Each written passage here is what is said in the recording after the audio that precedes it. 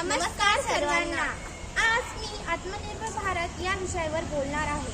आत्मनिर्भर भारत म्हणजे असा भारत की जो आपल्या गरजा स्वतः पूर्ण करू शकेल आणि इतरांवर अवलंबून राहणार नाही।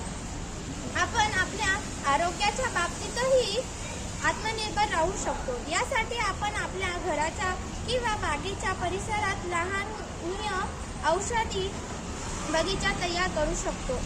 या बागेत तुळस, पुदिना, अलोवेरा, हळद या अशा औषधी वनस्पती लावता येतात।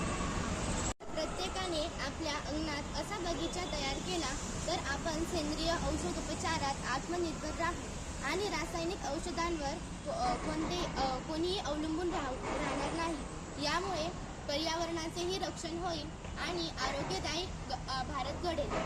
चला तर मग आपण मिळून आपला औषधी बगीचा आपले आरोग्य कडे जाऊ।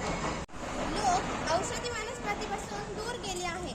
यावर उपाय म्हणून घराघरात औषधी बगीचा उभारूया, आरोग्यदायी जीवनशैली अंगीकारूया।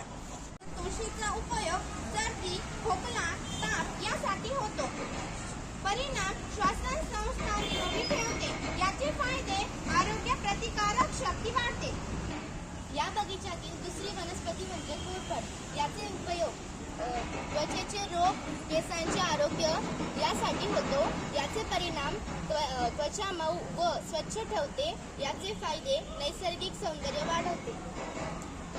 या औषधी बगीच्याचे फायदे नैसर्गिक औषधी मिळते, आरोग्य सुधारते, रासायनिक औषधांवरील अवलंबित्व कमी होते, पर्यावरण हरित बनते, आत्मनिर्भर भारत कडे वाटचाल होते।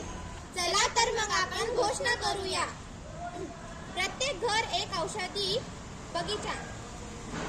निसर्ग आपले वैद्य, चला त्याच्याकडे परत जाऊया। धन्यवाद।